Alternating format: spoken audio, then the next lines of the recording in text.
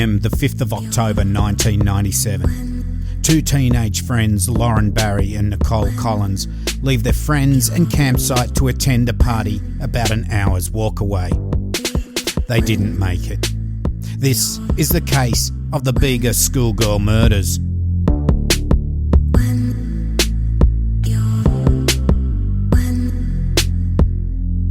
Hi, I'm your host Cambo. Grab a beer and pull up a deck chair.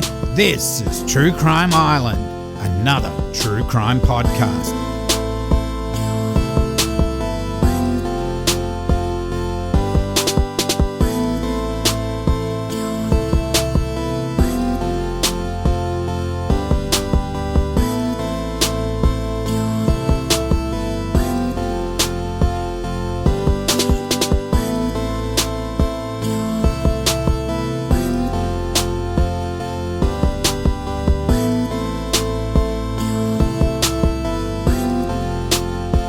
Hi Islanders, well this week I was going to bring you the Jerilderie letter from Ned Kelly, but I do need to work on that a little bit more, so I'll do it sometime as a bonus episode. Tonight though, I will bring you a horrific story of the abduction, rape and murder of two Bega schoolgirls that happened over 20 years ago. Although I won't go into every exact detail of what happened, I think I better give a trigger warning for this episode. It was just so shocking to read what happened when I was doing the research. Now, I'll be reading parts from two court cases and the Sydney Morning Herald tonight. Okay, so it's Friday the 3rd of October 1997.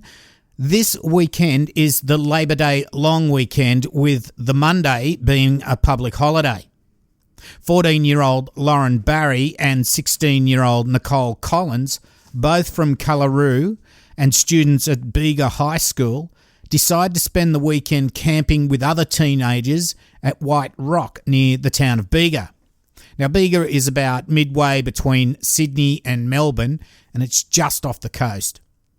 Graham Collins, a veterinary surgeon and father of Nichole Collins, helped the girls set up camp on the Friday, as he had for them several times over the last 18 months or so.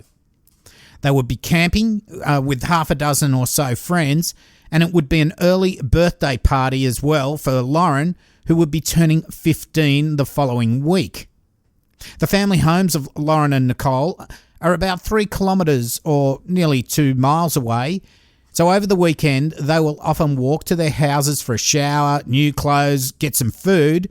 So now you might think they're a bit young to be camping out in the bush, but back in the day, and especially a country area like Bega, it was no real big deal, as there were plenty of other teenagers camping in that area as well. And also both sets of parents often dropped in on the girls over the weekend to make sure they're okay. So a bunch of teenagers in a place that's probably been a popular campsite for years, not that far away from town, so far enough away from the parents to have a good time, but not that far as to be unsafe as well. Being teenagers, there would be some booze, maybe some weed, but hey, that's to be expected. The girls would do some horse riding during the day and chat around the campfire at night. All good fun. Anyway, on the Sunday night, around 9:30 p.m, Lauren and Nichole decided to walk to a friend, Christine James's place in Gillette for a party. Now, that's about an hour's walk away. It was here that they thought that Nicole's ex-boyfriend, Andrew Irwin, was, and the next day was a holiday, so staying up late partying was no drama. As the two girls walked off from the campsite, they were carrying some spirits mixed with coke, but by all reports they weren't drunk, just enjoying a little bit of underage drinking, as I'm sure most of us can relate to. As they got onto the main road, and at about 10 p.m, a Ford Telstar, driven by 28-year-old Leslie Camilleri with 24-year-old Lindsay Beckett in the passenger seat, approaches the girls. They pulled over and asked the girls if there were any parties going on down Tathra Beach, as there'd been a festival in the area over the weekend. It looks like the girls decided to get in the car with the guys and go check out the beach on the proviso that they would get a lift back to either the campsite or the party at Christine James's house. Now, on the back seat of the Telstar, there was a TV set that had been painted pink, which earlier on in the day, Camilleri and Beckett had taken from one of their friends who owed them money for drugs. Beckett took the pink TV out from the back seat and left it by the side of the road to make way for the girls to sit in the back. The Ford Telstar is only a smallish car. It was the same as a Mazda 626 of the day, if you can remember what they looked like. Now, one thing I want to say right now. If you ever get in a car, accept the lift or whatever, check to see if there are handles to open the doors on the inside and if the child safety locks are on as well. Now, I don't know in this electronic day and age if modern cars have childproof locks, but what they are little switches on the door that you can flick so that the door can't be opened from the inside, only from the outside, and once the door is closed, you can't get access to unflick the switch. It's to stop kids from opening the door and jumping out while you drive. So you can imagine, if that's on and you're in it, you can't open the back door, you can't jump out. Now, the car was then driven to Tathra Beach area and they stayed there for a short time. After leaving the Tathra Beach area, Camilleri drove the car back towards the campsite. Beckett was in the front passenger seat. Lauren and Nichole were in the back, and Camilleri turned off the Tathra Road onto the dirt track leading to the campsite at White Rock. As he drove along the dirt track, which has a rough and uneven surface, the car was bottoming out. You know, when I don't know if you've driven over and it's just like bang, bang at the bottom of your car, putting dents in it. Anyway, this gave Camilleri the shits, and he started yelling at the girls. Now, Camilleri and Beckett aren't your wholesome couple of blokes. Beckett had 11 convictions, some for offences of violence, arising from 7 appearances in court. Camilleri had convictions mostly for offences of dishonesty and willful damage. Some had resulted in sentences of imprisonment. None was an offence against the person. However, he was on bail, awaiting retrial on several counts of raping the female child of his former de facto wife. On bail. Yep. Now, they'd been shooting up speed that night, and as we know, this does affect the mind. So Camilleri is losing it in the car with the girls. Beckett is not exactly trying to calm things down. You can sort of see that Camilleri is the more dominant of the two, and Beckett is along for the ride. Lauren and Nichole were now terrified as Camilleri pulled a knife from the driver's side door, turned to face the girls in the back seat and told them to shut the fuck up and not to say anything. If they did, he would stab them. Camilleri then told Beckett to get his knife, which was in the glove box. So you can imagine how terrified Lauren and Nichole were, just 14 and 16 years of age, in the back of a car which they can't get out of, with 2 maniacs wielding knives at them. Now, little did the girls know when they accepted the lift that Camilleri and Beckett, just 3 weeks before, had picked up a 19-year-old young woman in Canberra named Rosemary Gandarius. They held her captive for 12 hours while both of them raped her. She was repeatedly hit in the head by Camilleri to make her cooperate. They would rape her, drive further, pull off the main road and rape her again. After about 12 hours, Camilleri stopped at a rest area off the Hume Highway near Bowral. Rosemary said she had to go to the toilet. She got out of the car and then managed to flee through the bush. She was only wearing shoes, socks and a t-shirt at the time. Camilleri and Beckett chased her. However, she managed to escape by hiding in a wombat hole. She then ran through the bush, suffering multiple abrasions and lacerations until she came to a farmhouse where she could get some help. Camilleri had planned to throw her off one of the bridges in the area. Now, some of the bridges along that way have huge drops. She was lucky to get away with her life. Now, from what I see, she did go to police and they were actively looking for the Camilleri and Beckett. However, their identity was unknown at the time. So Lauren and Nichole are now being held at knife point in the back of a car that they can't get out of, with Camilleri going nuts. Camilleri then reversed the car back down the dirt track to the Tathra Road, turned left and drove towards Callaroo. Camilleri then drove along the old Wallagoot Road towards the Sapphire Coast Highway when he turned off into a small clearing which looked like where the locals had dumped some rubbish. Camilleri parked the car. The girls are told to get out of the car and strip. Both Camilleri and Beckett are off their face on speed. Beckett takes Lauren to one side of the car and Camilleri takes Nichole to the other. Lauren protests that she's still a virgin and on her period. This has no effect and Beckett and Camilleri rape the two young girls. Lauren and Nichole are both then told to get dressed and get back in the car. Lauren leaves her flannelette shirt behind and they all drive off. Camilleri drives back up Old Wallagoot Road towards Merimbula and then along the Princes Highway towards Eden.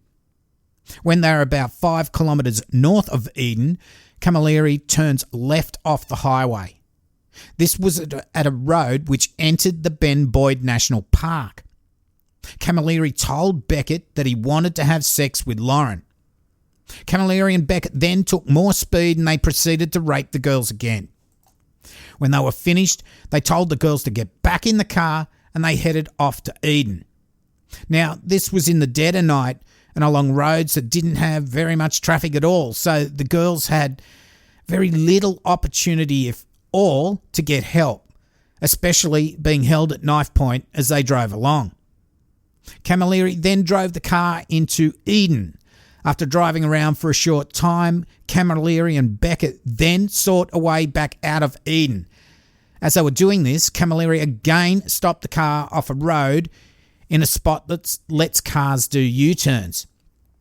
The girls again were forced out of the car while Camilleri and Beckett raped them. After this, they drive towards Victoria on the Princes Highway. While Beckett drove, Camilleri raped Lauren in the back seat. They then entered Victoria and Camilleri told Beckett to find a spot off the main road. Beckett finds a dirt road and Camilleri tells him to stop after about 10 or 15 minutes driving. Camilleri takes Lauren out of the car and tells Beckett to drive off and come back to get him in half an hour or so. To mark the spot, Camilleri rips the top off a carton of VB beer and sticks it on the top of a fallen log. Now, the VB boxes are bright green. Camilleri takes Lauren into the bush and Beckett drives off. After a short time, Beckett drives back to the log with the VB carton and Camilleri and Lauren come out of the bushes. Lauren is now wearing Camilleri's t-shirt while he's bare-chested. Lauren had left her shirt behind. They were now about 8 hours into the ordeal.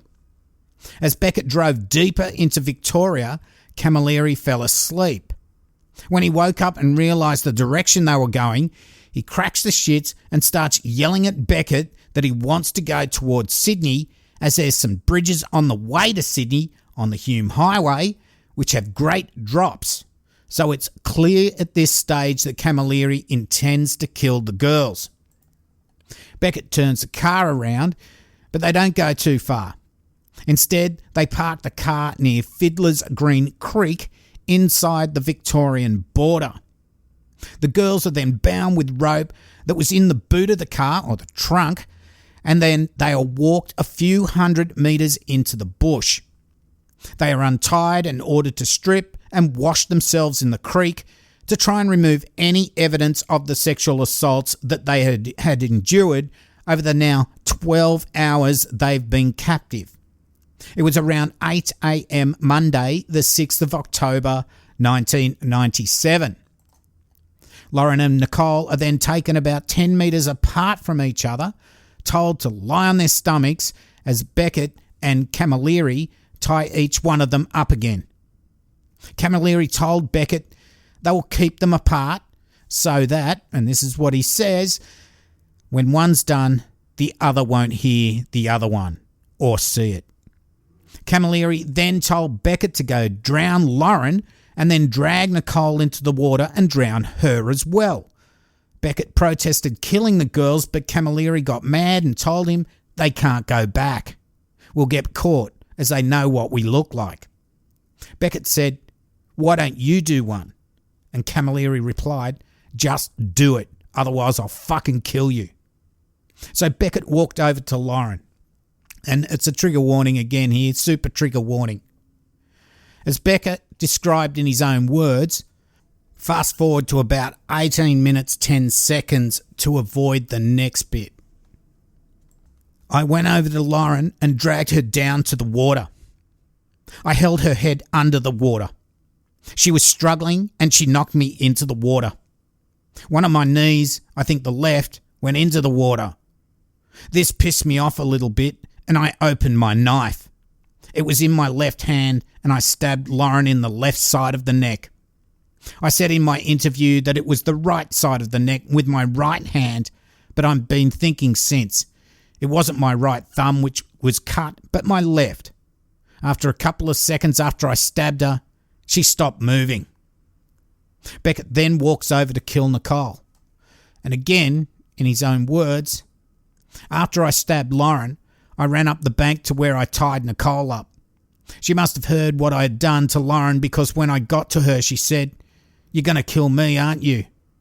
I said, "Shut up," and walked around to her left side and I cut her throat 2 or 3 times. This was across her throat. The knife was in my left hand. Nichole was sitting down when I cut her throat. After this, she was thrashing around on the ground. She was trying to scream, but nothing was coming out. I think I kicked her because she wouldn't keep still. And then I put my foot to her to keep her still. This didn't work, so I stabbed her in the throat. I aimed and stabbed at the hard thing in her neck. I pushed the knife all the way in, but she still wouldn't keep still, so I worked out where her heart would be and I stabbed her on the left side of the chest. She still didn't stop moving, so I stabbed her in the front of the chest. I was aiming for her heart. I needed 2 hands to get the knife through her chest. She kept moving, so I kicked her in the head a couple of times. She still kept moving, but she was slowing down. I waited until she stopped moving, which didn't take long. So, with both girls dead, Beckett unties them and takes the ropes and gags back to the car. Camilleri asked him if he's done it. As they drove back to Yass where they both lived, Camilleri kept asking Beckett, "Did you see the demon?" Over the next few days, Beckett and Camilleri burnt their clothes, shoes and ropes, threw the knives into Lake Burley Griffin in Canberra and cleaned out the car. So, on the Monday morning, the 6th of October, the girls are nowhere to be seen. Lauren's brother Nathan had gone to the campsite to pick her up as she was going to Sydney that morning.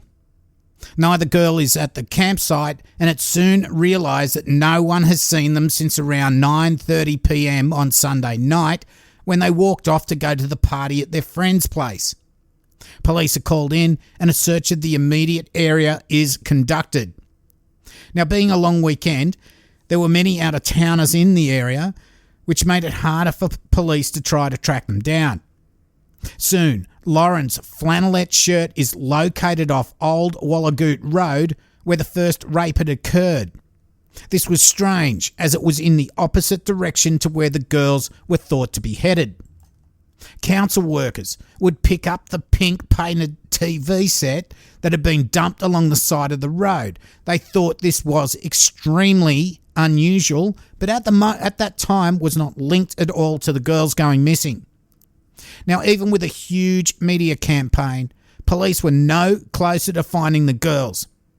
The parents of the girls looked distraught on TV as they pleaded for the girls to come home if they'd run away or if they'd been abducted for them to be released. Camilleri and Beckett drove to Campbelltown, southwest of Sydney, and stayed with Camilleri's brother for a few days.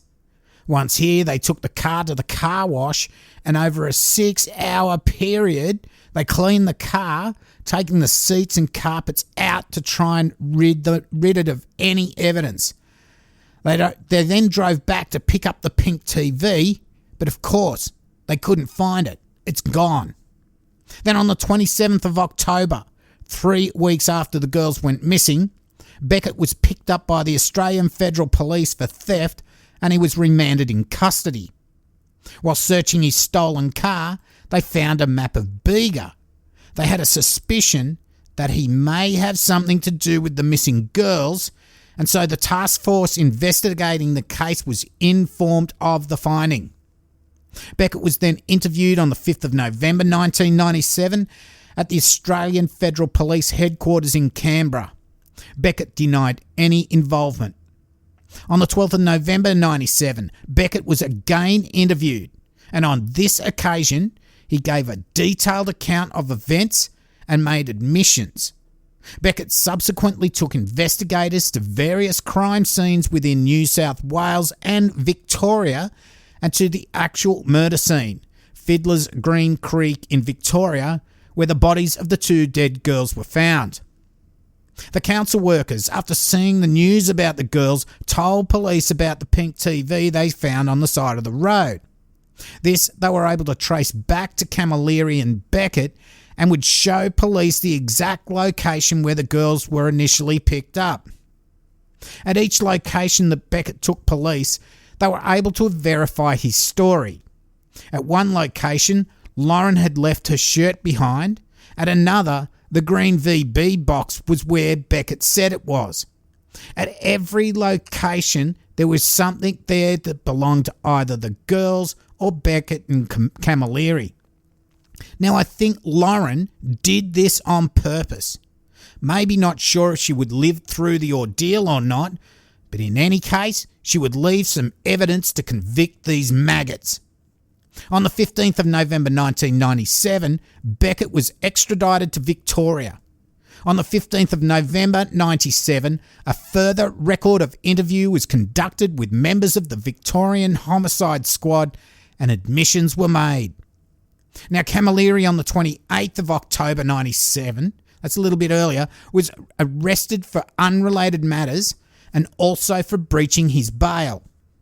On the 25th of November 1997, Camilleri was extradited to Victoria and made no admissions during any interview process as to either raping or murdering the 2 young teenagers. On his initial interview, he stated that he knew nothing about the disappearance of the girls, but on his second interview, he admitted that the girls were in the car, but that he was doped out on heroin and knows nothing of the rape or killing of the 2 girls. But his semen was found on Lauren's shirt, and DNA tests would prove it. They would both be charged with murder of the 2 girls. Beckett would plead guilty and become a witness against Camilleri, who'd pleaded not guilty. Now, Beckett admitted to killing both girls, and Camilleri tried to say he was in a drug-induced coma the whole time, and of course he had nothing to do with it. Well, Beckett got life with 35 years until he would be eligible for parole, and Camilleri got life with no possibility of parole. Now, it's just another senseless, drug-induced, fucked-up waste of life. Killing the girls because they didn't want to get caught, but they got caught anyway soon after. They could have let him go, and on a third of the time that they ultimately would. Rosemarie Gandarius, the girl this couple of scum attacked just 3 weeks before, she must have nightmares, not only for the attack, but knowing it could have been her dead. I mean, they were going to throw her over that bridge. Now, like I said, some of those bridges across the Nepean River have a huge drop into this gorge. I don't know, it's maybe more than 100 metres or so. That's terrifying.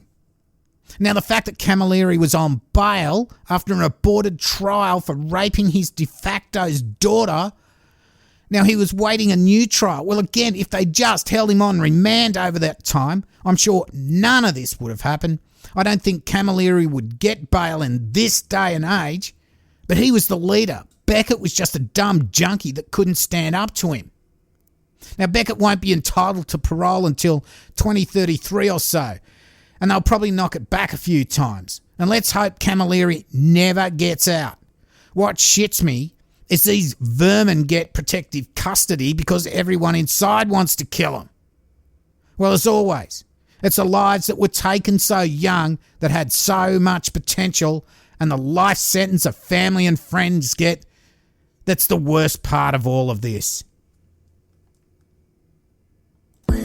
Oh, so that's the end of this week's show, Islanders. Now, as usual, we do our shout-outs for the Patreon people. And it's a big thank you to Tamika Siegman. I hope I said your name correctly there. Thank you so much. Grant Ballers, Bullfuckalunga, and Patrick Corey. Thank you so much, people. And a shout-out to Lisa Pepper. Lisa, please read your email and get back to me so I can send you your mug. Thank you all so much for your support, and thanks so much to all present and past Patreon supporters of the island. It really does make a difference, as you know. Also, during the first or second week of the month, I will reach out to anyone who qualifies for a reward of a mug or a shirt to confirm your address and find out what item you like. So mugs are for 3 months at $10, shirts are for 3 months at $20. If you've got a $5 patronage, you do get stickers sent after the first month. So if you think you qualify, check your email. If I send you an email, I'm just confirming what you want and confirming your address, just in case you move and I send a shirt to the wrong place. So True Crime Island is a totally listener-supported podcast. I keep it ad-free. As you know, I don't like them, and neither do you. If you want to go support the island financially for as little as $1 a month, you too can become a patron. Go to patreon.com/True Crime Island. Check out the levels and the rewards. Alternatively, you can do a one-off donation at paypal.me/True Crime Island. Also, you can support the island by getting hold of some merch such as t-shirts, hoodies, beach towels, tote bags, but my favourite are the Mugs of Rage, all available from truecrimeisland.threadless.com. Now, don't order the black mugs, please, but also, if you get something and it's been printed incorrectly, there's been a few where the Boomfuckalunga or whatever has been blown up on it too far, so you're not really getting the whole thing on the item. Let me know, because I can find out off Threadless what's gone on, and they can send you a corrected one. So I need to know, they need to know, and we can get it all sorted out, because they do want you to be 100% happy with your purchase. So I do have keychains, lapel pins, stickers and beer koozies. You have to contact me directly for those, so they're not on the Threadless shop. I'm getting more stickers made. Hopefully they'll be in the next few weeks. Now, you have to email me, Cambo@True Crime Island, for that. It's always the best way to get me personally for anything else, such as case requests or just to say Boomfuckalunga. Now, you don't have to spend money to support the island. You can also rate and review and tell your friends, family and workmates about the island. And if they don't know how to tune in, show them. Search for True Crime Island on Facebook, Twitter and Instagram, and join the closed group on Facebook. Now, before I go, I want to thank everyone that voted for the island at the Australian Podcast Awards. We, meaning you and me, have made it to the finals in the independent true crime category and the popular vote category, Boomfuckalunga. The awards will be held in May in the Seymour Centre in Sydney. Google the Australian Podcast Awards if you're interested in attending. I think Tara and Barney will be there, and a few other people also. So I'm thinking there's going to be another crossover episode coming, and we all love that. So that's about it for the show tonight. Lots of love to Maggie James. And I'm your host, Cambo, and you've been listening to True Crime Island. And as I always say, don't forget to delete your browser history. Good night and Boomfuckalunga.